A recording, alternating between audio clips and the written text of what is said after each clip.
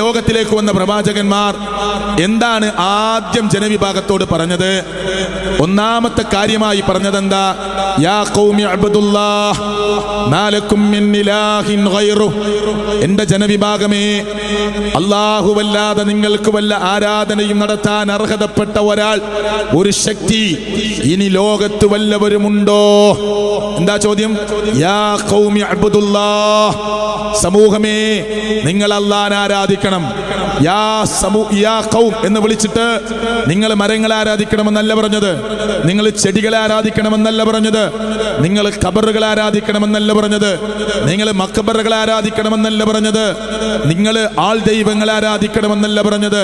പിന്നെയോ സർവരെയും സൃഷ്ടിച്ച സ്രഷ്ടാവിനെ ആരാധിക്കണം. അതല്ലാതെ ഒരാരാധനക്കർഹനായി നിങ്ങൾക്ക് ഏതൊരു ശക്തിയാണുള്ളത് എന്ന് ഇതാണ് എല്ലാ നബിമാരും ചോദിച്ച ഏറ്റവും പ്രധാനപ്പെട്ട ചോദ്യമെന്ന് ഖുർആൻ വായിക്കുന്നവർക്കൊക്കെ അറിയാം. പരിശുദ്ധ ഖുർആനിലെ 2-ാം അധ്യായം സൂറത്ത് ബഖറ, അതിലെ 21, 22 വചനങ്ങളൊക്കെ ഒന്ന് മറിച്ചു നോക്കിയാൽ ഖുർആനിലെ ആദ്യത്തെ വിളികൾ ഇതൊക്കെ എല്ലാവർക്കും അറിയുന്ന കാര്യമാണ്. അവിടെ പ്രത്യേകം ശ്രദ്ധിക്കേണ്ട, ആയത്ത് ഓതുന്നതിന് മുമ്പ് മുസ്ലിങ്ങളെ, മുഅ്മിനീങ്ങളെ എന്ന് വിളിച്ചിട്ടല്ല അല്ലാഹു തുടങ്ങിയത്. പിന്നെയോ ആദ്യത്തെ അഭിസംബോധന യാ അയ്യുഹന്നാസ്, ഓ മനുഷ്യരെ എന്ന് വിളിച്ചിട്ടാണ്. മുസ്ലിങ്ങളുടെ ഏരിയയിൽ പ്രത്യേകം അടിവരയിട്ട് പറയേണ്ട വാക്കാണ്. ഇവിടെ മുസ്ലിം സമൂഹം മാത്രം താമസിക്കുന്ന ഒരു ഏരിയ ആയതുകൊണ്ട് ഞാൻ അതിലേക്ക് ഏറെ കടന്നു പോകാൻ ആഗ്രഹിക്കുന്നില്ല. യാ അയ്യുഹന്നാസ്, ഓ മനുഷ്യരെ, നിങ്ങൾ ആരാധിക്കണം. ആരെയാണ് ആരാധിക്കേണ്ടത്? യാ അയ്യുഹന്നാസ് ഉഅ്ബുദൂ റബ്ബക്കുമുല്ലദീ ഖലഖക്കും വല്ലദീന മിൻ ഖബലിക്കും ലഅല്ലക്കും തത്തഖൂൻ. ഒക്കെ ലോകത്ത് ബാബ ദൈവമാണെന്ന് വിചാരിച്ച മനുഷ്യരുണ്ടായിരുന്നു. ബാബയുടെ വൃക്ക കംപ്ലൈന്റ് ആയത് അവർ അറിഞ്ഞിട്ടില്ല.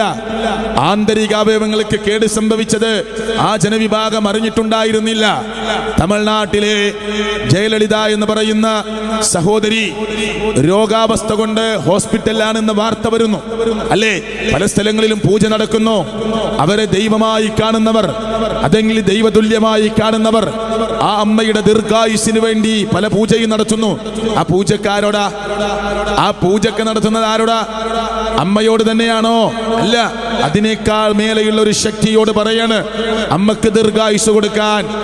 എന്നിട്ട് മനുഷ്യക്കൂട്ടത്തിൽ പിറന്ന ഒരമ്മ എന്നും ഈ ഭൂമിയിൽ ജീവിക്കുകയില്ല എന്ന് ചിന്തിക്കാൻ ബുദ്ധി അവർക്ക് ഏതോ നിലക്ക് മറച്ചു വെച്ചതുകൊണ്ടോ മൂടി വെച്ചതുകൊണ്ടോ പ്രവർത്തനരഹിതമായതുകൊണ്ടോ ചിന്തിക്കാതെ പോവുകയാണ്. ഇത് ലോകത്ത് പല സ്ഥലങ്ങളിലും ഉണ്ട്. ഒരു ഉടുതുണി പോലും ഇല്ലാത്ത ആളുകളെ ഉയർന്ന സ്ഥലങ്ങളിൽ കയറ്റി നിർത്തി നൂല് പോലും ശരീരത്തിൽ അണിയാത്ത ആളുകളെ കാല് തൊട്ട് ശരീരം തൊട്ട് വണങ്ങി അവർ ആരാധ്യ പുരുഷന്മാരായി കാണുന്നവർ ലോകത്തിന്റെ നാനാഭാഗത്തുണ്ട്. മുസ്ലിം ഉമ്മത്തോ ഇതൊന്നും നടത്തുന്നില്ല.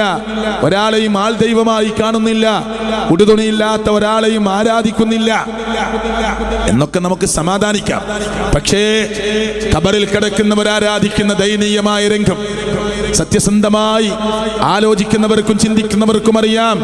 ഖബറാളിയോട് മഴ ചോദിക്കുന്നവർ, മുഹ്ദി ശൈഖിനോട് മഴ ചോദിക്കുന്നവർ, ഖബറിൽ കിടക്കുന്നവരോട് കുട്ടികളെ ചോദിക്കുന്നവർ, ഖബറിൽ കിടക്കുന്നവരോട് മക്കളുടെ ആരോഗ്യത്തെക്കുറിച്ച് ചോദിക്കുന്നവർ, ഭാര്യയുടെ അസുഖത്തെക്കുറിച്ച് പറയുന്നവർ, ഉപ്പയുടെയും ഉമ്മയുടെയും രോഗം മാറിക്കിട്ടാൻ പറയുന്നവർ, ഹൈന്ദവ വിഭാഗങ്ങളോ നിരീശ്വരവാദികൾ എന്ന് പറയുന്നവർ ഒരു കൊച്ചു വിഭാഗത്തെ മാറ്റി നിർത്തിയാൽ ഇന്ത്യ രാജ്യത്ത് മഹാഭൂരിപക്ഷം വരുന്ന ഈശ്വര വിശ്വാസമുള്ള ഹൈന്ദവ വിശ്വാസികൾ ചെയ്യുന്ന വിശ്വാസാചാരങ്ങളാണ് മുസ്ലിം ഉമ്മത്തിൽപ്പെട്ട പലരും ചെയ്ത് അറിഞ്ഞോ അറിയാതെയോ ചെയ്തു പോകുന്നത് എന്ന് പറഞ്ഞാൽ അതൊരു കടുത്ത വാക്കൊന്നുമല്ല.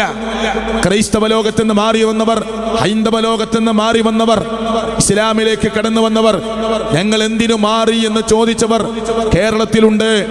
ഞങ്ങൾ മുമ്പ് ചെയ്ത അമ്പലപൂജ പോലെ, ഞങ്ങൾ മുമ്പ് നടത്തിയ അമ്പല ഉത്സവം പോലെ, ഞങ്ങൾ മുമ്പ് നടത്തിയ പൂജാകർമ്മങ്ങളെ പോലെ ഞങ്ങൾ മാറി വന്നതിന് ശേഷം ഖബറുകൾക്ക് മുന്നിൽ ചെന്നുകൊണ്ട് ഇതേ പൂജ നടത്തുന്നവരായി മാറിയല്ലോ, പിന്നെന്തിനാണ് ഞങ്ങൾ മാറിയത് എന്ന് നേർക്ക് നേരെ ചോദിച്ച പാവങ്ങളെ കാണേണ്ടി വന്ന മലയാളികളുടെ നാടാണ് ഈ കേരളം എന്നത് ഞാൻ വേദനപൂർവ്വം ഓർമ്മപ്പെടുത്തുകയാണ്. അതുകൊണ്ട് മുസ്ലിം ഉമ്മത്തെ ലാ ഇലാഹ ഇല്ലല്ലാഹ് ചൊല്ലുന്നവരെ, അശ്ഹദു അൻ ലാ ഇലാഹ ഇല്ലല്ലാഹ് പറയുന്നവരെ, വാശി വെടിയുക. ഈ ലോകം വിട്ട് നമുക്ക് പോകണം. 6 അടി മണ്ണ് നമ്മളെ കാത്തിരിക്കുകയാണ്. അള്ളാഹുവിന്റെ മലക്കുകളുടെ ചോദ്യം അവിടെയുണ്ട്. ആർക്കും രക്ഷ കൊടുക്കാനാവാത്ത റബ്ബിന്റെ കോടതിയിൽ നമ്മളൊക്കെ ഒരുമിച്ച് നിൽക്കേണ്ടി വരും. എല്ലാ മനുഷ്യരും, ചെങ്ങരംകുളത്ത് പിറന്നവര്, കേരളത്തിന്റെ വ്യത്യസ്തമായ മണ്ണിൽ പിറന്നവര്, ഇന്ത്യ രാജ്യത്ത് പിറന്നു വീണവര്, ലോകത്തിന്റെ നാനാഭാഗത്ത് ജനിച്ചവര്, വാശിയും വക്കാണമൊന്നുമില്ലാതെ റബ്ബിന്റെ കോടതിയിൽ എഴുന്നേറ്റ് നിൽക്കേണ്ടി വരും. റബ്ബിന്റെ കോടതിയിൽ എഴുന്നേറ്റ് നിൽക്കേണ്ടി വരും. എന്നിട്ട് ലോകത്തിന്റെ രക്ഷിതാവിന്റെ ചോദ്യങ്ങൾക്ക് മറുപടി പറയേണ്ടി വരും. അല്ലേ, അർശിന്റെ തണല് കിട്ടാതെ വിറകൊള്ളേണ്ടി വരും. അവിടെ ഒരാളുടെ വാശിയും വിജയിക്കാത്ത റബ്ബിന്റെ കോടതിയിലേക്ക് ഒരു തിരിച്ചു പോക്കുണ്ട് എന്ന് ഗൗരവത്തോടു കൂടി ഓർക്കണമെന്ന് ഞാൻ പ്രത്യേകമായി എന്നോടും നിങ്ങളോടും ഈ സദസ്സിലുള്ള സലഫികളോടും ഈ ശബ്ദം കേൾക്കുന്ന മുഴുവൻ മനുഷ്യരോടും ഓർമ്മപ്പെടുത്താൻ ആഗ്രഹിക്കുകയാണ്. എന്റെ വിഷയത്തിലൂടെ പെട്ടെന്ന് കടന്നു പോവാൻ ഞാൻ ആഗ്രഹിക്കുകയാണ്. ആദ്യം ഞാൻ പറയുന്ന ഭാഗം ഏകദൈവ വിശ്വാസത്തിന്റെ ഒരു ചെറിയ ഭാഗം മാത്രമാണ്.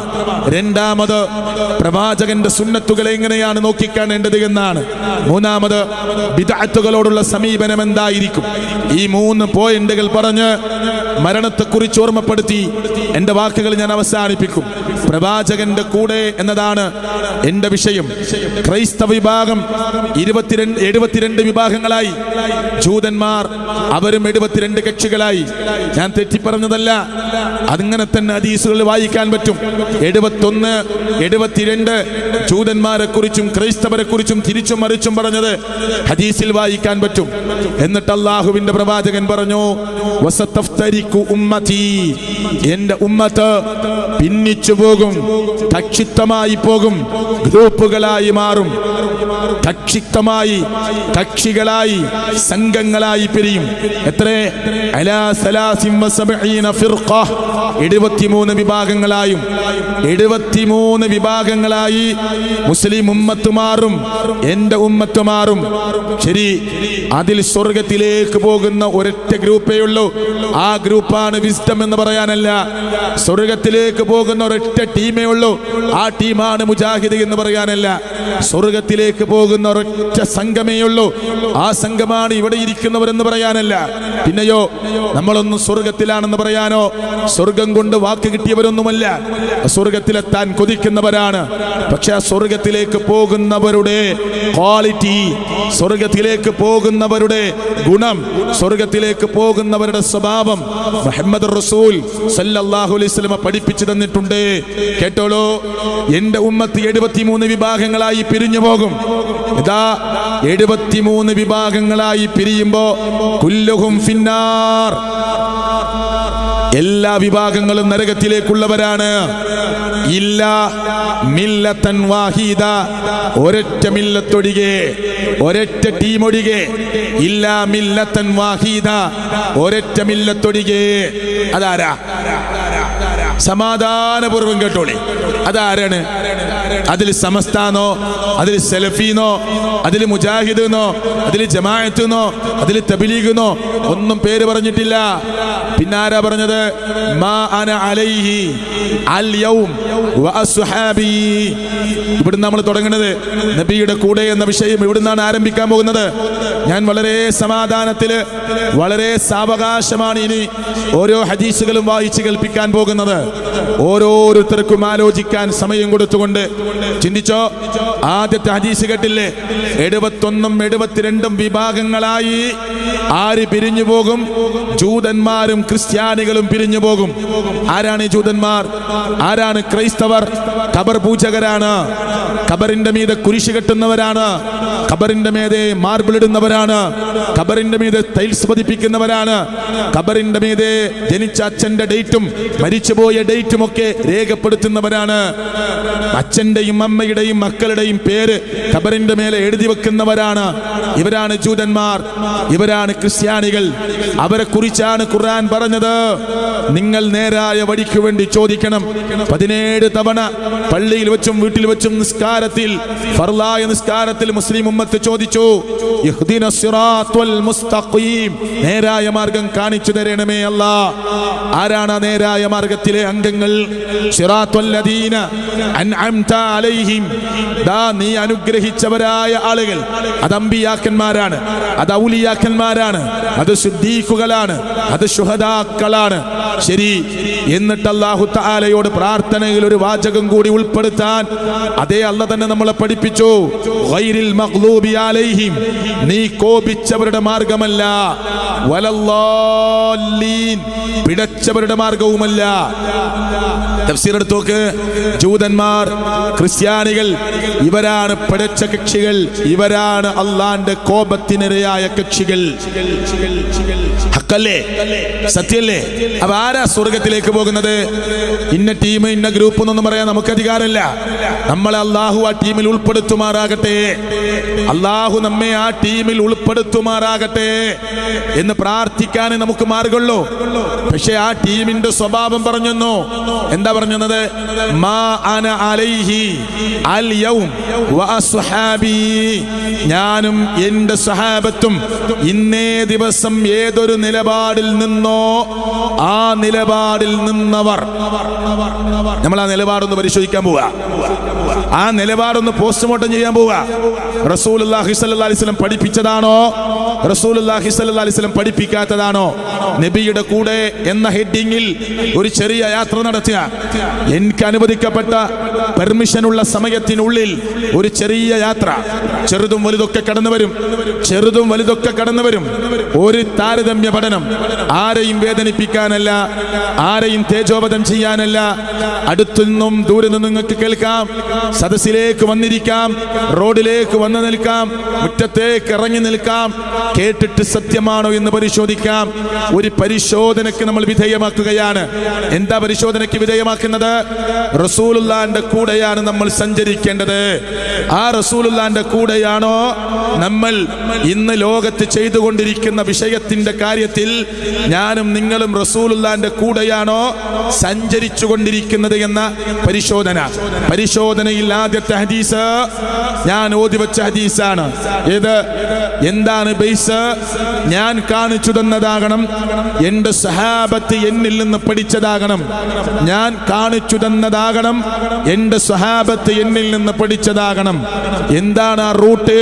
മൻഹജുസ് സലഫ് എന്ന് ചോദിച്ചാൽ ദാ പണ്ഡിത ലോകം ഒരേ സ്വരത്തിൽ മറുപടി പറഞ്ഞു, ഫഹുമുസ് സ്വഹാബ. എന്നർത്ഥം എന്താ? സ്വഹാബത്ത് മനസ്സിലാക്കിയത്.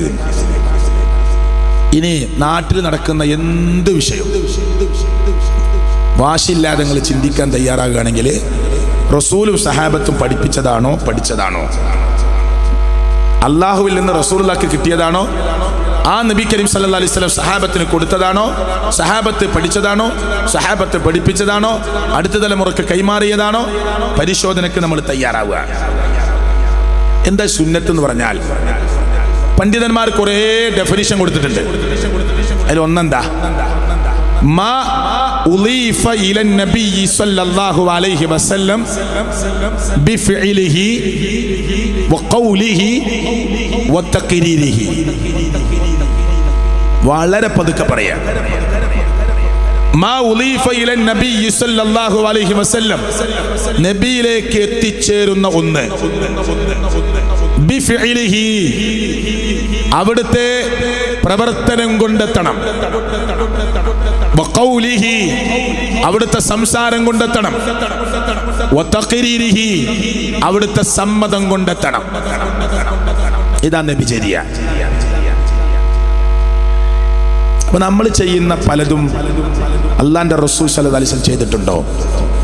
സഹാബത്ത് ചെയ്തിട്ടുണ്ടോ? അവരെക്കാളും വലിയ ഈമാൻ നമുക്കുണ്ടോ? നാടന്മാര് പരിശോധിക്കുക. റസൂലുള്ളാഹിനേക്കാളും വലിയ ഈമാൻ നമുക്കുണ്ടാവോ? ലോകം കണ്ട ഏറ്റവും വലിയ തങ്ങളാകുന്ന മുത്ത റസൂലിനെ മറികടക്കാൻ നമുക്ക് കഴിയോ? വല്ലാതെ സ്നേഹിച്ച സഹാബത്ത് നബിയെ സ്നേഹിച്ചതിന്റെ വിശദീകരണങ്ങൾ പറഞ്ഞാൽ 2 മണിക്കൂറോ 4 മണിക്കൂറൊന്നും പറഞ്ഞാൽ തീരാത്ത ദിവസങ്ങളോളം സഹാബത്ത് നബിയോട് കാണിച്ച ഇഷ്ടത്തെക്കുറിച്ച് പറയാണ്ട് ആ സഹാബത്തിനെ മറികടക്കാൻ നമുക്ക് കഴിയോ? റളിയല്ലാഹു അൻഹും, അല്ലാഹു അവരെ ഇഷ്ടപ്പെട്ടു. വറളു അൻഹു, അവർ അല്ലാഹുവിനെയും ഇഷ്ടപ്പെട്ടു. നമ്മളോ സുന്നി മുജാഹിദും ജമാഅത്ത് എല്ലാവരും അല്ലാഹ് നമ്മളെ തൃപ്തിപ്പെട്ടു എന്ന് ഉറപ്പിക്കാൻ നമുക്ക് ധൈര്യമുണ്ടോ? ഉണ്ടോ? അല്ലാഹു നമ്മെയും തൃപ്തിപ്പെട്ടു, അല്ലാഹുവിനെ നമ്മളും തൃപ്തിപ്പെട്ടു എന്ന് എന്റെ വാക്കുകളിൽ, പ്രവൃത്തികളിൽ, കച്ചവടത്തിൽ, കുടുംബജീവിതത്തിൽ, ഏതേത് വിഷയത്തിലും അല്ലാഹുവിനെ ഞാൻ തൃപ്തിപ്പെട്ടു എന്ന് പറഞ്ഞാൽ, ഖുർആനിൽ ഒരു കാര്യം പറഞ്ഞാൽ അത് എന്റെ ജീവിതത്തിനെതിരാണെങ്കിൽ അവസാനിപ്പിക്കണം. അതിന് പറ്റുന്നുണ്ടോ? ഹദീസിൽ ഒരു സഹിയായ കാര്യം വന്നാൽ അതെന്റെ ജീവിതത്തിൽ ഉണ്ടെങ്കിൽ സുഹൃത്തുക്കളെ അത് പാടില്ല എന്നാണ് ഹദീസിൽ പറഞ്ഞതെങ്കിൽ അപ്പം നിർത്തണം. അതിനെനിക്ക് പറ്റുന്നുണ്ടോ? ഉണ്ടോ? ഈ പരിശോധന നമുക്ക് ചില കാര്യങ്ങളിലൊക്കെ ഒന്ന് വേഗത്തിൽ ഒന്ന് കണ്ണോടിച്ച് പോയാൽ ഇൻഷാ അല്ലാഹ് നമുക്ക് എല്ലാവർക്കും വേഗത്തിൽ കാര്യങ്ങൾ മനസ്സിലാവും. നാട്ടിൽ നടക്കുന്ന കൊച്ചു കൊച്ചു കാര്യങ്ങളൊക്കെ ചർച്ച ചെയ്യാം. ഇതൊരു ഓർഡറൊന്നുമില്ല, ഇതൊരു കാസറ്റാക്കി സമൂഹത്തിന്റെ മുമ്പിൽ പ്രദർശിപ്പിക്കുന്ന ഒരു ഉജ്ജ്വല പ്രസംഗം ഉണ്ടാവില്ല. പക്ഷെ ഒരു പരിശോധന, ഒരു വീട്ടുമുറ്റത്ത് നടക്കുന്ന ഒരു പരിശോധന. സാധാരണ മുജാഹിദുകളെ കുറിച്ച് നാടന്മാര് മനസ്സിലാക്കൽ എങ്ങനെ? ഒരു രൂപത്തിൽ നിന്ന്, ഒരു നിസ്കാരത്തിന് ഒതുകൊടുക്കുന്നതിൽ നിന്ന്, ഒരു കൈകെട്ടുന്നതിൽ നിന്ന്, അവർ നിസ്കാരം കഴിഞ്ഞിട്ട് ഒറ്റക്കിരുന്ന് പ്രാർത്ഥിക്കുന്നതിൽ നിന്ന്, ഇതൊക്കെ സെലഫികളെ മനസ്സിലാക്കാൻ അടയാളായിട്ടാണ് നാടന്മാര് മനസ്സിലാക്കുക. പക്ഷെ സെലഫികൾ അങ്ങനെ ചെയ്യുന്നുണ്ടെങ്കിൽ അത് റസൂലുള്ളാഹിനോടുള്ള ഇഷ്ട. അതൊന്നും വലിയൊരു തർക്കമുള്ള കാര്യമൊന്നുമല്ല. ലോകത്തെ മുസ്ലിങ്ങൾ പ്രയാസപ്പെടുകയാണ്, ആകെ പണത്തിന് വേണ്ടിയുള്ള നെട്ടോട്ടത്തിലാണ്, കഷ്ടപ്പാടിലാണ്. അപ്പൊ മുസ്ലിങ്ങൾ എങ്ങനെ കൈകെട്ടുന്ന കാര്യം, തലതടവുന്ന കാര്യം ഒക്കെ പറഞ്ഞിട്ട് അങ്ങോട്ടും ഇങ്ങോട്ടും ഭിന്നിക്കേണ്ട ആളുകളൊന്നുമല്ല. അതിലൊന്നും കുതർക്കം നടത്താനൊന്നുമില്ല. പക്ഷെ നിങ്ങൾക്ക് മനസ്സിലാവാൻ, ഒരു മുജാഹിദ് ഒരു പള്ളിയിൽ കയറി നിസ്കരിക്കാൻ വേണ്ടി ഓതു കൊടുക്കുക. ഞാൻ ചെറുതെന്ന് തുടങ്ങാട്ടോ. എനിക്ക് സമയം അനുവദിക്കുമെങ്കിൽ, എൻ്റെ ആരോഗ്യം അനുവദിക്കുമെങ്കിൽ ഒരു 10-25 വ്യത്യാസമെങ്കിലും നമുക്ക് കൊടുത്ത് പറയാം. അതിനൊക്കെ ഹദീസും പറയാം. കേട്ടോളി, കുറേ പറയണ്ട. ഒരു 10-25 വ്യത്യാസങ്ങളും ഇങ്ങനെ റസൂലുള്ളാഹിന്റെ കൂടെ. നബി സല്ലല്ലാഹു അലൈഹി വസല്ലം പറഞ്ഞു, സ്വല്ലു കമാ റഅയ്തുമുനി ഉസല്ലി, ഞാൻ നമസ്കരിക്കുന്നത് നിങ്ങൾ എങ്ങനെ കണ്ടുവോ അങ്ങനെ നിങ്ങൾ നമസ്കരിക്കണം. ഞാൻ ചോദിക്കുകയാണ്, നബി സല്ലല്ലാഹു അലൈഹി വസല്ലം നമസ്കരിച്ചതുപോലെയാണോ നമ്മൾ നമസ്കരിക്കുന്നത്? ചെറിയ ചെറിയ കാര്യങ്ങളൊക്കെ ഉണ്ട്. ഒരു മറയ്ക്ക് പിന്നിൽ നിന്നാണ് നമസ്കരിക്കേണ്ടത്. അതിപ്പോ വലിയ തർക്കാക്കി എടുക്കണില്ല. ഒരു ചുമരയോ എന്തെങ്കിലും ഒരു മറ മുന്നിൽ വെച്ചുകൊണ്ടാണ്. മരുഭൂമി എന്നൊക്കെ നിസ്കരിക്കേണ്ടി വന്നാൽ ഒരു വടി മുന്നിൽ കുത്തിവെച്ചിട്ടാണ് നിസ്കരിക്കുക. അതിലേക്ക് ഈ മുസ്ലിം ഉമ്മത്ത് ജാഗ്രത കാണിക്കണ്ടോ? പള്ളിയിൽ ഇഷ്ടം പോലെ സ്ഥലം ഉണ്ടെങ്കിലും നടുവിൽ പോയി കൈയെട്ടുന്ന ആളുകളുണ്ട്. ഇതൊക്കെ പറഞ്ഞു കൊടുക്കലുണ്ടോ? ശരി, അതൊക്കെ ചെറിയ കാര്യമാണ്, തർക്കിക്കാനല്ല. സെലഫികൾ ആ വിഷയത്തിൽ പോലും ജാഗ്രത പാലിക്കാൻ ഈ ഉമ്മത്തിനെ പഠിപ്പിച്ചു കൊടുക്കാറുണ്ട്. പള്ളിയിലേക്ക് കയറുമ്പോ ഹൗദിൽ നിന്ന് ഓതു കൊടുക്കുകയാണ്. നമ്മളും എല്ലാവരും ഒരുപോലെ തുടങ്ങി, ബിസ്മില്ലാ, അള്ളാന്റെ നാമം ഉച്ചരിച്ചു തുടങ്ങി. എന്നിട്ട് ഒലുവെടുത്ത് മുന്നോട്ട് പോവുക. ഒലുവെടുക്കുമ്പോ തലയുടെ തടവുന്ന വിഷയമെത്തുമ്പോ തർക്ക വിഷയത്തിൽ പാവങ്ങൾ വിചാരിക്കുന്നത് വലിയ സംഭവമൊന്നുമില്ല. പക്ഷെ പാവങ്ങൾ വിചാരിക്കുക, കണ്ടോ ഇവൻ വഹാബിയാണ്, ഇവൻ മുജാഹിദാണ്, തല ഒരു പ്രാവശ്യം തടവിയിട്ടുള്ളൂ. ഞാൻ ചോദിക്കട്ടെ, നമ്മള് ഈ നാടിന്റെ പരിസരത്തുള്ള പള്ളികളിൽ മുസ്ലിം ഉമ്മത്തെ നിങ്ങൾ കൈ 3 വട്ടം കഴുകി, വായിൽ വെള്ളം കയറ്റി, മൂക്കിൽ വെള്ളം കയറ്റി ചീറ്റി 3 വട്ടം, മുഖം കഴുകി 3 വട്ടം, കൈ മുട്ടുൾപ്പെടെ കഴുകി 3 വട്ടം. ഇനിയോ അതൊക്കെ നമ്മളൊക്കെ ഒരുപോലെ ചെയ്തു. തല മുജാഹിദുകൾ 1 പ്രാവശ്യം തടവി, സമസ്തക്കാർ 3 വട്ടം തോണ്ടി എന്ന് ഞാൻ പറയുമ്പോ അതൊരു പ്രയാസപ്പെടുത്താനുള്ള വാക്കല്ല, ചിന്തിക്കാനാണ്. നിങ്ങളുടെ നെറ്റിയിൽ ഒരാളിങ്ങനെ തോണ്ടിയാൽ നിങ്ങൾ വേറൊരാളോട് പറയുമോ ഇയാൾ എന്റെ തല തടവിയെന്ന്? പറയോ? നിങ്ങളുടെ നെറ്റിയിൽ ഒരാൾ ഒരു വിരൽ കൊണ്ട് ഇങ്ങനെ തോണ്ടിയാൽ നിങ്ങൾ അടുത്തുള്ള ആളോട് പറയോ ഈ ചങ്ങാതിന്റെ തല തടവി എന്ന് പറയോ? പറയില്ല. നിങ്ങളും നമ്മളും പറയുന്ന മലയാള വാക്കെന്താ? തല തടവുക എന്നാ. ഇനി നമ്മൾ പറയുന്ന മലയാള വാക്കൊക്കെ വിടേ. മുത്ത റസൂൽ സല്ലല്ലാഹു അലൈഹി വസല്ലം ഒളിവെടുത്തപ്പോ എങ്ങനെ തലടവിയത്? അത് ഹദീസിലുണ്ടെങ്കിൽ ഉസ്താദേ, പണ്ഡിതന്മാരെ, ശൈഖുമാരെ, വലിയ വലിയ മനുഷ്യന്മാരെ, നാടന്മാരും ഒന്ന് ചോദിക്കുകയാണ്, അങ്ങനെ ഹദീസിൽ ഉണ്ടെങ്കിൽ ഞാനും നാളെ മുതൽ ഒളിവെടുക്കുമ്പോ തല മുഴുവൻ തടവാനാണ് തീരുമാനിച്ചിട്ടുള്ളത് എന്ന് പറയാൻ ധൈര്യമുണ്ടോ നാടന്മാർക്ക്? ഹദീസിലുണ്ടെങ്കിൽ മുജാഹിദുകൾ പറഞ്ഞു കേട്ടിട്ടല്ല, അള്ളാന്റെ റസൂല് പറഞ്ഞിട്ടുണ്ടെങ്കിൽ ഞാനും നാളെ മുതൽ അങ്ങനെ ഒളിവെടുക്കാനാണ്. ഹദീസ് കേട്ടോളൂ, വേറെ തർക്കത്തിനൊന്നും മുതിരണ്ട. മസഹ ബിറഅസിഹി വഉദിനൈഹി മസ്ഹതൻ വാഹിദ. സെലഫികളൊക്കെ 6ാം ക്ലാസ് 7ാം ക്ലാസ്സിൽ മദ്രസ നിർത്തും. 10ാം ക്ലാസ് വരെ മദ്രസ ഉള്ളവരാ സമസ്തക്കാര്. അവിടെ പഠിച്ചൊരു കുട്ടി ഇതിനൊന്ന് അർത്ഥം വെച്ച മസഹ ബിറഅസിഹി വഉദിനൈഹി, അല്ലാഹുവിന്റെ റസൂല് തല തടവി, ഇരു ചെവികളും തടവി. മസഹ ബിറഅസിഹി വഉദിനൈഹി, 2 ചെവികളും തടവി, തലയും തടവി. മസ്ഹതൻ വാഹിദ, ഒരൊറ്റ തവണ. ഇതാ സ്വഹീഹായ ഹദീസ്. ഇനി ഇതുപോലെ ഒന്ന് പറഞ്ഞു കൊടുക്കുക നാടന്മാർക്ക്. അള്ളാന്റെ റസൂല് തല തടവി, റസൂലുള്ളാഹി സ്വല്ലല്ലാഹു അലൈഹി വസല്ലം ചെവി തടവി 3 പ്രാവശ്യം എന്ന സ്വഹീഹായ ഹദീസ് നാളെ മുതൽ നമ്മൾ ചെയ്യാൻ റെഡിയാ. ഒരു വാശിയില്ല. ആരോടെ സുഹൃത്തുക്കളെ വാശി? ഇന്നല്ലെങ്കിൽ നാളെ മരിക്കണ്ടേ? ഇന്നല്ലെങ്കിൽ നാളെ മരിക്കണ്ടേ? ഈ ലോകം വിട്ടു പോകണ്ടേ? ഈ നാട് വിട്ടു പോകണ്ടേ? ഈ പ്രദേശം വിട്ടു പോകണ്ടേ? എല്ലാം ഉപേക്ഷിച്ചു പോകണ്ടേ? സർവസ്വത്തുക്കളും വിട്ടു പോകണ്ടേ? എങ്കിൽ ഹദീസിലുള്ളത് ഇങ്ങനെയാണോ അല്ലേ പരിശോധിച്ചോളൂ. എന്നിട്ട് ഇഷ്ടമുണ്ടെങ്കിൽ സ്വീകരിച്ചോളൂ. ആര് സ്വീകരിച്ചിട്ടില്ലെങ്കിലും നമുക്കൊന്നും നഷ്ടപ്പെടാനില്ല. ആരെങ്കിലും സ്വീകരിച്ചതിന്റെ പേരിൽ ഭൂമിയിൽ 1 അരസന്റെ ഭൂമി നമുക്കധികം കിട്ടാൻ പോകുന്നില്ല. 10 ആൾ ഇത് കേട്ട് സ്വീകരിച്ചാൽ നമ്മുടെ പോക്കറ്റിലേക്ക് ഒരു നാണയത്തൊട്ടും വരാൻ പോകുന്നില്ല. നമ്മുടെ വീട്ടിലേക്ക് ഒരു ആസ്തിയും വരാൻ പോകുന്നില്ല. അതുകൊണ്ട് ഇഷ്ടമുള്ളവർക്ക് സ്വീകരിക്കാം, ഇഷ്ടപ്പെടാത്തവർക്ക് അതിനെ അവഗണിക്കാം. അപ്പൊ തല തടവുന്ന ഒരു ഹദീസായി. ഇനി വേണ്ട, ഈ കേരളത്തിലെ ഏകദേശം സമസ്തക്കാരൊക്കെ ഏത് മദ്ഹബാ? ഷാഫി മദ്ഹബ. ഷാഫി മദ്ഹബ് ഞാൻ വായിക്കാം. ഷാഫി മദ്ഹബിൽ നിന്ന് വലിയ വലിയ മഹത്തുക്കൾ അവരുടെ ഗ്രന്ഥങ്ങളിൽ കൊടുത്തിരിക്കുന്ന ഹദീസുകളിൽ ഞാൻ വായിച്ച് കേൾപ്പിക്കാം. ഫമസഹ റഅസഹു ബിയദൈഹി. ഷാഫി മദ്ഹബിലെ ഗ്രന്ഥത്തിൽ നബിയുടെ തല തടവുന്നതിനെ കുറിച്ച് ഷാഫി മദ്ഹബിലെ അഗ്രഗണ്യ പണ്ഡിതന്മാർ ഹദീസുകൾ എടുത്ത് ഉദ്ധരിക്കുകയാണ്. പ്രവാചകൻ 2 കൈകൾ കൊണ്ട് തല തടവി. ഫഅഖ്ബല ബിഹിമാ വഅദ്ബറ. ആ 2 കൈകൾ മുന്നോട്ടും പിറകോട്ടും മുന്നിലേക്കും ബാക്കിലേക്കും കൊണ്ടുപോയി. സുബ്ഹാനല്ലാഹ്. നിങ്ങൾ നെറ്റിയിൽ ഇങ്ങനെ തോണ്ടുമ്പോ ബേക്കും മുന്നുക്കൊക്കെ കൊണ്ടുപോയി എന്ന് പറയാനുണ്ടോ? ഇനി കേട്ടോ, ബാക്കി കേട്ടോളൂ. പിറകിലേക്കും മുന്നിലേക്കും കൊണ്ടുപോയി. തലയുടെ മുൻഭാഗത്തു നിന്ന് ആരംഭിച്ചു. എന്നിട്ട് സുമ്മ ദഹബ, എന്നിട്ട് കൊണ്ടുപോവുകയാണ്. ബിഹിമാ, 2 കൈകളും ഇലാ കഫാഹു, പെരടി വരെ. പൊളിഞ്ഞില്ലേ വാദം? 2 കൈകളും ഷാഫി മദ്ഹബിന്റെ ഗ്രന്ഥങ്ങളിൽ നിന്ന് എടുത്തുദ്ധരിക്കാൻ പറ്റും.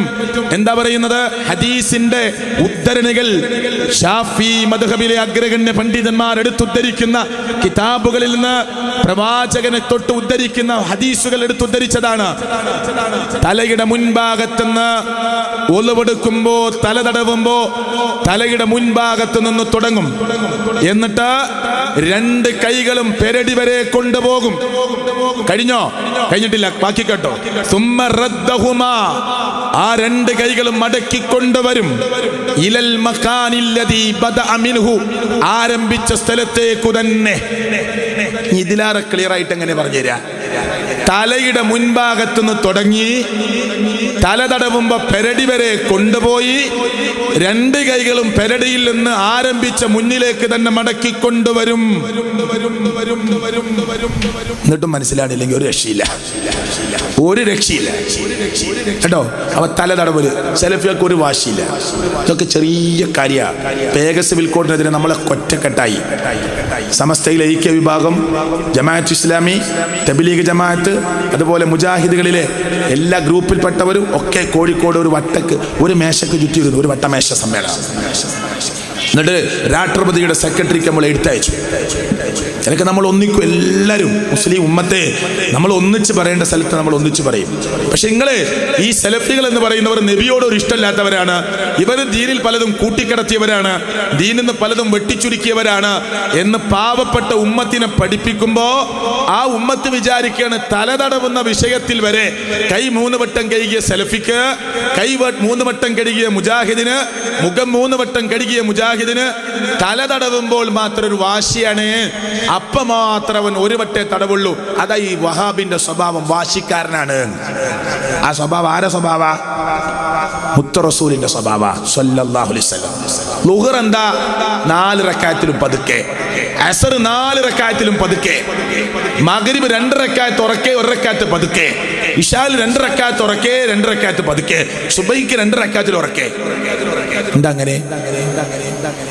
ഇശായിലൊക്കെ ഉറക്കൻ ഓതുണ്ടല്ലോ, എന്നാൽ ളുഹറിൽ ഉറക്കൻ ഓതിക്കൂടെയെന്ന് ചോദിക്കാൻ പറ്റുമോ? പറ്റൂല. അതിന് ഒരൊറ്റ ഉത്തരേ ഉള്ളൂ, ഒരൊറ്റ ഉത്തരേ ഉള്ളൂ. ഞങ്ങളെ പള്ളിയിൽ അങ്ങനെയെന്നല്ല, ഞങ്ങൾ മുജാഹിദാന്നല്ല, ഞങ്ങൾ സമസ്തക്കാരാന്നല്ല. അതിന് ഒരൊറ്റ മറുപടി ഉള്ളൂ.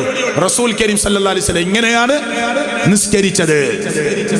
അതേ മറുപടി ഒലുവെടുക്കുമ്പോ തലടവുന്ന വിഷയത്തിലും പറഞ്ഞാൽ തീർന്നു.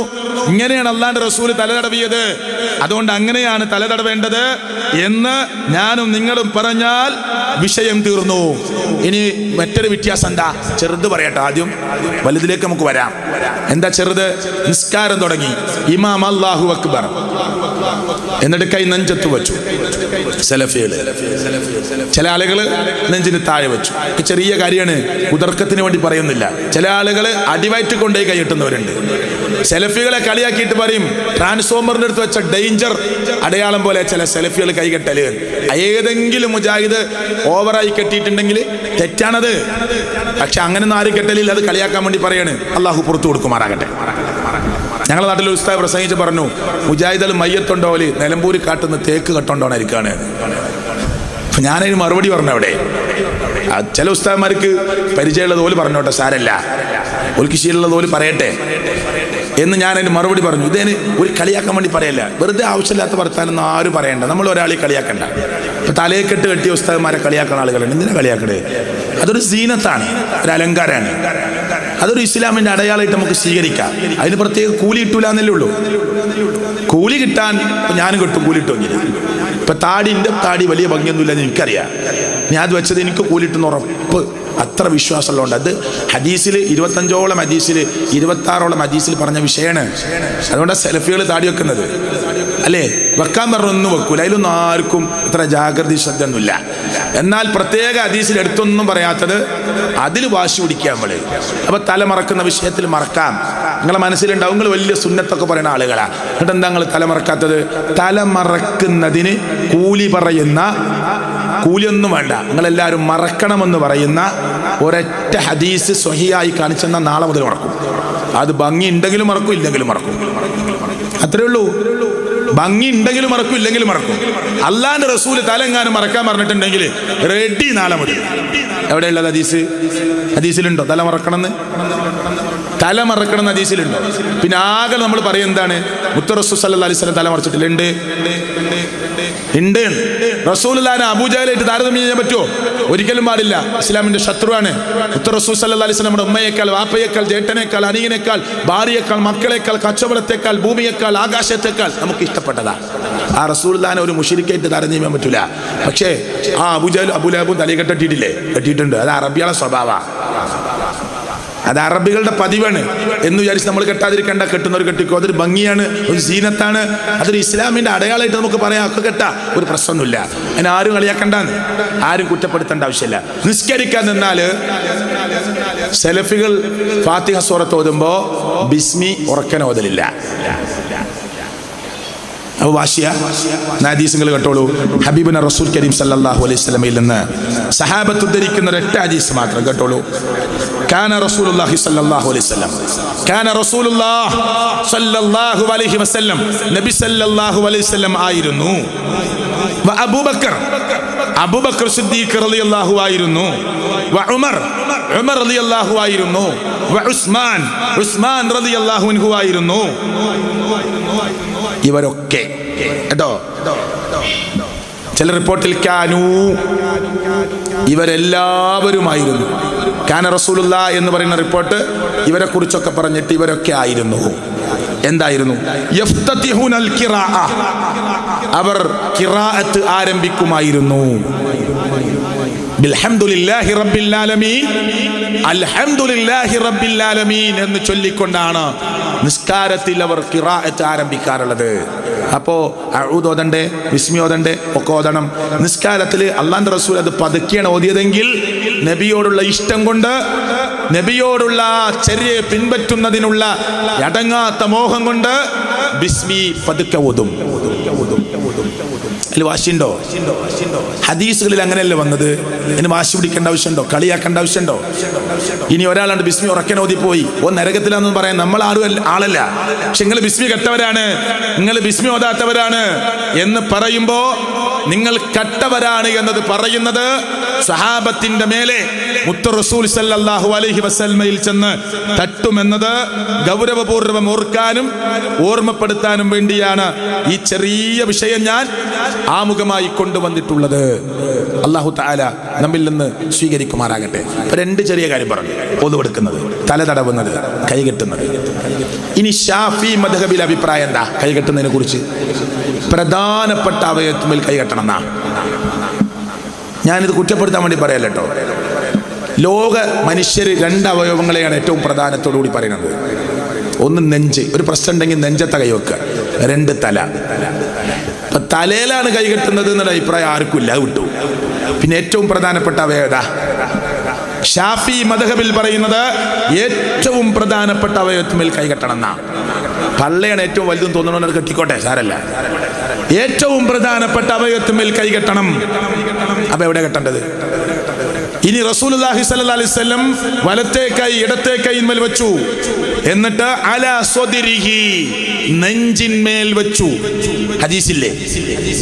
ഇന്ന അലാ ബത്നിഹി, വയറിന്മേൽ വെച്ചു എന്നുള്ള ഹദീസ് എവിടെ? അലാ സ്വദിരിഹി, നെഞ്ചത്ത് കൈവച്ചു, ഹദീസിലുണ്ട്. എന്നാൽ അലാ ബത്നിഹി, അല്ലാഹുവിന്റെ റസൂൽ അല്ലാഹു അക്ബർ എന്ന് പറഞ്ഞ് വയറ്റത്താണ് കൈവച്ചത് എന്ന ഹദീസ് എവിടെ? ഉണ്ടെങ്കിൽ പറഞ്ഞു, നമുക്ക് വാശി വിടാൻ, നമുക്കവിടെ കെട്ടാൻ. ചെറിയ കാര്യമാണ്, തർക്കിക്കാൻ വേണ്ടി പറയല്ല. പക്ഷെ നിങ്ങൾ ഇതൊക്കെ നോക്കിയിട്ടാണ് ഓ മുജാഹിദാന്ന് പറയാ അല്ലേ? പള്ളിയിൽ കയറി നിസ്കരിക്കണ കണ്ടാൽ നെഞ്ചത്ത് കൈകെട്ടി അങ്ങനെ തോണ്ടിയിട്ട് കാണിച്ചു കൊടുക്കും. എന്റെ ഒരു വഹാബി കയറിയിരിക്കുന്നു പള്ളിയിൽ. ഇത് അല്ലാഹുവിന്റെ റസൂൽ എങ്ങാനും ഈ പള്ളിയിൽ വന്ന് നിസ്കരിക്കുകയാണെങ്കിൽ മുത്ത റസൂൽ നെഞ്ചത്താ കൈകെട്ട. കണ്ടോ, സഹാബത്ത് പറഞ്ഞു നെഞ്ചത്താണ് കൈകെച്ചത്. അലാ സ്വദിരിഹി, നെഞ്ചത്ത് കൈവച്ചു. 10 കൊല്ലം മുമ്പുള്ള 10 കിതാബ്, പള്ളി ദർസിലൊക്കെ പഠിപ്പിക്കണ കിതാബാ. അത് മലയാളത്തിൽ പരിഭാഷപ്പെടുത്തിയ കുറേ ഉസ്താദുമാരുണ്ട്. നിങ്ങളെടുത്ത കോപ്പി ഇല്ലെങ്കിൽ ഉള്ള ആളുകളോട് ചോദിച്ചാൽ കിട്ടും. 10 കൊല്ലം മുമ്പ് വരെ അറബി മലയാളത്തിലും നിങ്ങൾ 10 കിതാബിനെ പരിഭാഷപ്പെടുത്തിയ സ്ഥലത്തൊക്കെ പറഞ്ഞത് തക്ബീറത്തുൽ ഇഹ്റാമിന് ശേഷം, തക്ബീറത്തുൽ ഇഹ്റാമിന് ശേഷം ഇരു കൈകളും നെഞ്ചു കൊള്ളേ താഴ്ത്തണം. എന്താ 10 കൊല്ലം മുമ്പുള്ള കിതാബില്? നെഞ്ചു കൊള്ളേ, പള്ള കൊള്ളേന്നല്ല, നെഞ്ചു കൊള്ളേ. അപ്പൊ എവിടെയാ കൈകെട്ടേണ്ടത്? നെഞ്ചത്താണ് കൈകെട്ടേണ്ടത് എന്ന് 10 കിതാബിൽ വർഷങ്ങൾക്ക് മുമ്പ് വരെ വന്ന അറബി മലയാളത്തിലും മലയാള പരിഭാഷയിലും നെഞ്ചു കൊള്ളെ കൈകെട്ടണമെന്ന് പഠിപ്പിക്കുന്നു. അപ്പൊ സലഫികൾ നിസ്കാരത്തിൽ കൈ നെഞ്ചത്ത് വെക്കുന്നത് ആരോടുമുള്ള വാശിയല്ല, അള്ളാഹുവിന്റെ റസൂലിനോട് സല്ലല്ലാഹു അലൈഹി വസല്ലമയോടുള്ള ഇഷ്ടമാണ്. ഇതാണ് ഇഷ്ടം. അല്ലാതെ റസൂലുള്ള ജനിച്ച ഡേറ്റില് ഞാൻ ചോദിക്കട്ടെ സാധാരണക്കാരോട്, റസൂലുള്ള ഒരു മാസത്തിൽ എല്ലാ ദിവസവും ജനിക്കുമോ? എല്ലാ ദിവസവും. ചങ്ങരംകുളത്ത് നബിദിന റാലി 18-ാം തീയതി. ഒരു ഉദാഹരണം പറയട്ടോ, നീ 18-ാം തീയതി അല്ലെങ്കിൽ അതിന് അച്ഛനുണ്ടാക്കണ്ട, മനസ്സിലാണ്ടോ? ചാവക്കാട് 16-ാം തീയതി, തൃശ്ശൂരിൽ 15-ാം തീയതി, എടക്കര 10-ാം തീയതി, ചുങ്കത്തറ 9-ാം തീയതി, കോഴിക്കോട് 8-ാം തീയതി. അപ്പൊ എന്നാ ജനിച്ചത്? എല്ലാ ദിവസവും ജനിക്കായിരുന്നു. റബീഉൽ അവ്വൽ മാസം മുഴുവൻ ജനന. ബർത്ത്ഡേ എന്നൊരു ഡേറ്റ് ഉണ്ടാവില്ലേ? ഇത്രയും പ്രാധാന്യത്തോടു കൂടി അങ്ങനെ ഒരു ആഘോഷം നടത്തണമെന്ന് അള്ളയും അള്ളാഹുവിന്റെ പ്രവാചകൻ സല്ലല്ലാഹു അലൈഹി വസല്ലം പഠിപ്പിച്ചു തന്നിട്ടുണ്ടെങ്കിൽ ബുദ്ധിയുള്ളവരോട് പറയണേ, ആ ഡേറ്റ് എങ്കിലും അള്ള പറഞ്ഞുതരൂലേ? സംശയമില്ലാതെ റസൂലുള്ളാഹി സ്വല്ലല്ലാഹു അലൈഹി വസല്ലം ജനിച്ച ഡേറ്റ് ഇന്നതാണ്. അതിൽ നിങ്ങൾ ആരും തർക്കിക്കേണ്ട. എല്ലാം പറഞ്ഞില്ലേ? സൂര്യനെ കുറിച്ച്, ചന്ദ്രനെ കുറിച്ച്, നക്ഷത്രങ്ങളെ കുറിച്ച്, ഭൂമിയെ കുറിച്ച്, ടോയ്ലറ്റിലേക്ക് എങ്ങനെ കയറണം, എങ്ങനെ ഇറങ്ങണം, മുടി എങ്ങനെ ചീകണം, എങ്ങനെ ചെരുപ്പിടണം ഒക്കെ പറഞ്ഞെന്ന മതം. അള്ളാഹുവിന്റെ റസൂൽ സല്ലല്ലാഹു അലൈഹി വസല്ലമയുടെ ജനന തീയതി അള്ളയും റസൂലും പറഞ്ഞു തരാൻ മറന്നതാണോ? അതോ അതിന് ഇസ്ലാം പ്രാധാന്യം കൊടുക്കാത്തതുകൊണ്ടാണോ? ഞാൻ അവിടേക്ക് വരാം ഇൻഷാ അല്ലാഹ്. പണ്ഡിതന്മാരുടെ ഇബാറത്തൊക്കെ കേൾപ്പിക്കാം. അപ്പോ ചെറിയ വ്യത്യാസങ്ങൾ. ഇനി നിസ്കാരം കഴിഞ്ഞു. അല്ലാഹു അക്ബർ, അസ്തഗ്ഫിറുല്ലാഹ് 3 വട്ടം. അല്ലാഹുമ്മ അൻതസ്സലാം വ മിൻകസ്സലാം തബാറക്ത യാ ദൽ ജലാലി വൽ ഇക്റാം തബാറക്ത ദൽ ജലാലി വൽ ഇക്റാം. 2 റിപ്പോർട്ടുകൾ കാണാം. ഇതിലൊന്നും തർക്കിക്കേണ്ട ആവശ്യമില്ല. യാ എന്നുള്ളതും ഇല്ലാത്തതും കാണാം. സ്വഹീഹായ ഹദീസിൽ തന്നെ കാണാം. لا إله إلا الله وحده لا شريك له له الملك وله الحمد وهو على كل شيء قدير. اللهم لا مانع لما أعطيت ولا معطي لما منعت ولا ينفع ذا الجد منك الجد. അതിന്റെ അർത്ഥം അറിഞ്ഞാൽ സുഹൃത്തുക്കളെ, ഈ നാടന്മാരായ മനുഷ്യന്മാര് അന്തം വിട്ടുപോകും. കുറേ പാവങ്ങൾക്ക് അറിയില്ല. എന്തുകൊണ്ടാണ് അറിയാതെ പോണെന്ന് എനിക്ക് മനസ്സിലാണില്ല. 10-ാം ക്ലാസ് വരെയൊക്കെ മദ്രസയിൽ പോകുന്നുണ്ട്. ഞങ്ങളുടെ നാട്ടിൽ ഒരു കല്യാണത്തിന് പോവുക, 2-3 വാഹനങ്ങൾ. ഒരു വാഹനത്തിൽ ഞാനുണ്ട്. അപ്പൊ ളുഹുർ അസർ ഒരുമിച്ച് നിസ്കരിക്കുക. മദ്രസയിലൊക്കെ മുമ്പ് പഠിച്ചവരാ. മദ്രസിന്റെ കുഴപ്പമൊന്നുമല്ല, നമ്മളെക്കാൾ നല്ല ഉഷാറായിട്ട് തജ്വീദ് അനുസരിച്ചൊക്കെ സമസ്തയുടെ മദ്രസ പഠിപ്പിക്കുന്നുണ്ട്. ഖുർആനൊക്കെ അർത്ഥം പറഞ്ഞു കൊടുക്കണ്ടോ എനിക്കറിയില്ല. ഏതായാലും 2 ടാക്സി വണ്ടികളുടെ ഡ്രൈവർമാർ നിസ്കരിക്കാൻ വരില്ല. മുസ്ലിം പേരിട്ട ചങ്ങായിമാരാ. ഞങ്ങളെ ചിരിപ്പിക്കാൻ വേണ്ടി പറയല്ല കേട്ടോ. അപ്പൊ നമ്മളെ കൂട്ടത്തില് കാരണവർ പറഞ്ഞു, എന്താണ് നിങ്ങൾ നിസ്കരിക്കണില്ലെന്ന്. അപ്പൊ ളുഹർ 2 അസർ 2 നിസ്കരിക്കാൻ പോവുക യാത്രയിൽ. അപ്പോൾ ഇങ്ങനെ തലയിലൊക്കെ ചൊറിഞ്ഞിട്ട് കാക്കത് സിപ്പാക്കിയല്ലോ എന്നൊക്കെ പറഞ്ഞ് നിസ്കരിക്കാൻ ഉദ്ദേശിച്ചിട്ടില്ല. ഏതായാലും തലയിൽ ചൊറിഞ്ഞ് വന്ന് ഒതെടുത്ത്, എല്ലാവരും ഒതെടുക്കുന്ന പോലെ ഒതെടുത്ത് പള്ളിയിൽ കയറിയിട്ട് 2 റക്അത്ത് നിസ്കരിച്ചു എല്ലാവരും കൂടെ, ളുഹറിന്റെ കൂടെ. എന്നിട്ട് ഇങ്ങനെ നിസ്കാരം കഴിഞ്ഞ് സലാം വിട്ട് ചോദിച്ചു, ഇപ്പൊ നിസ്കരിച്ചാൽ എന്താന്ന് ചോദിച്ചു. ഞാൻ പറഞ്ഞിട്ടല്ല, സംസാരിക്കല്ലേ എന്ന് പറഞ്ഞു. ഇവര് 2 ആൾ പുറത്തേക്ക് ഇറങ്ങി. എന്നിട്ട് ഇവര് നിസ്കരിച്ചു വരുന്ന ആളോട് പറയണേ, ഞങ്ങള് നിസ്കരിക്കലില്ല, ഞങ്ങൾ സുബഹി നിസ്കരിക്കലില്ല, ഉച്ചക്കും നിസ്കരിക്കലില്ല, 4 മണിക്കും നിസ്കരിക്കലില്ല. നിസ്കാരമൊക്കെ നിർത്തിയിട്ട് കുറേ കാലമായി. എന്നാൽ നിങ്ങളെ മാർക്ക് സുബഹി ഉച്ചക്ക് നിസ്കരിക്കൂല. മദ്രസയെ പഠിച്ച 2 പോത്തള കുറേ കൊല്ലം. അപ്പോൾ ഇങ്ങനെ യാത്രയിൽ ഇങ്ങനെ നിസ്കാരം ഉണ്ട് എന്ന്, നിസ്കാരമൊക്കെ ഉപേക്ഷിച്ച് കുറേ കൊല്ലായിട്ട് ഈ കൗമ് മറന്നുപോയിട്ടുണ്ട്. യാത്രയിൽ ളുഹർ 2 മതി, അസർ 2 മതി. ഇവർ കുറ്റപ്പെടുത്തുകയാണ്. വണ്ടി ഓടിച്ചുകൊണ്ടിരിക്കുമ്പോൾ തർക്കിക്കുകയാണ്, നിങ്ങളെ മാർക്ക് ഉച്ചക്ക് ഞങ്ങൾ സുബഹി നിസ്കരിക്കലില്ല. അപ്പൊ ഞാൻ അതെന്തിനാ പറഞ്ഞെന്നറിയോ? ഈ ഉമ്മത്ത് അള്ളാന്റെ ദീന് കേൾക്കുന്നതിൽ നിന്ന് മാറിപ്പോയാൽ, ഇത് ഞാൻ സമസ്തക്കാരെ പറഞ്ഞല്ല, അത് ഏത് വിഭാഗത്തിൽപ്പെട്ട ആളോ എനിക്കറിയില്ല, ആ 2 ഡ്രൈവർമാര്. ഇത് കുറ്റപ്പെടുത്താനല്ല. ഈ മുസ്ലിം ഉമ്മത്ത് 6 ദിവസം മദ്രസയിൽ പോണ ആളുകളാ. എന്നിട്ട് എന്തുകൊണ്ട് അള്ളാഹുവിന്റെ ദീന് മനസ്സിലാകാതെ പോകുന്നു എന്നതിനെ കുറിച്ച് ആലോചിച്ചിട്ട് ഒരു നമ്മുടെ നാട്ടിലെ ഭാഷ പറഞ്ഞ എത്തും പിടിയും കിട്ടുന്നില്ല.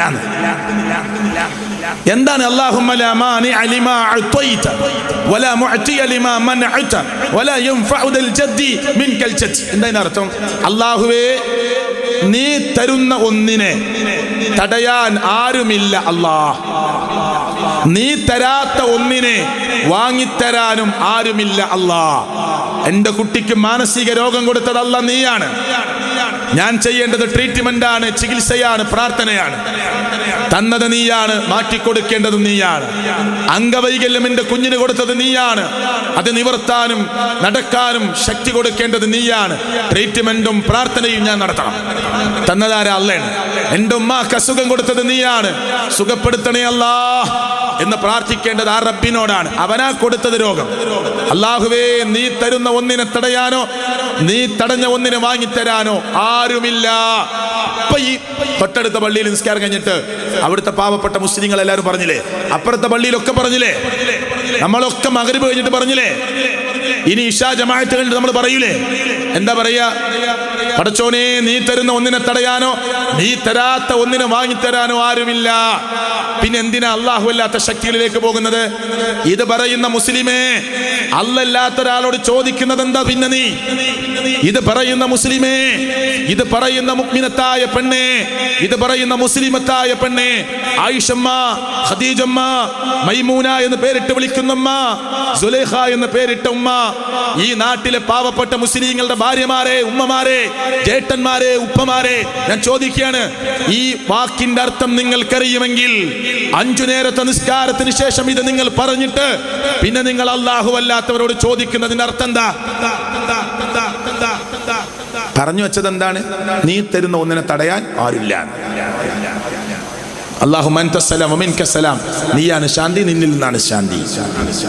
എന്നിട്ട് സുബ്ഹാനല്ലാഹ് 33, അൽഹംദുലില്ലാഹ് 33, അല്ലാഹു അക്ബർ 33, പൂർത്തിയാക്കാൻ 100 പൂർത്തിയാക്കാൻ ലാ ഇലാഹ ഇല്ലല്ലാഹ് വഹ്ദഹു എന്ന് തുടങ്ങുന്ന ദിക്ർ. എന്നിട്ട് സെലഫികൾ എന്താ ചെയ്യാറിയോ? അവിടെ ഇരുന്ന് ഒറ്റക്ക് പ്രാർത്ഥിക്കും. ധൃതിയുള്ളവർക്ക് പോകാം, വാഹനത്തിൽ നിന്ന് പ്രാർത്ഥിക്കാം. ബസ് കിട്ടാനുണ്ട് ആ സമയത്ത്, ജമാഅത്ത് പോകാൻ പാടില്ല. അപ്പോൾ ആ ജമാഅത്തിന് പങ്കെടുത്തിട്ട് ബസ്സിലേക്ക് വേഗം പോവുകയാണ്. ബസ്സിലിരുന്ന് പറയാം, ഉസ്താദ് എന്നും പ്രാർത്ഥിക്കണം ഒന്നാ. ഇനി പ്രാർത്ഥന മാറണമെങ്കിൽ കാളി മാറണം. മനസ്സിലാണ്ടോ? എന്റെ ഉമ്മാന്റെ പ്രശ്നമാണോ ഉസ്താദ് പറയണത്? നിങ്ങളുടെ പെങ്ങളെ പ്രശ്നമാണോ, നിങ്ങളെ ഭാര്യന്റെ പ്രശ്നമാണോ, നിങ്ങളെ കുട്ടിന്റെ പ്രശ്നമാണോ? എല്ലാവർക്കും വേണ്ടി ഒരു പ്രാർത്ഥന.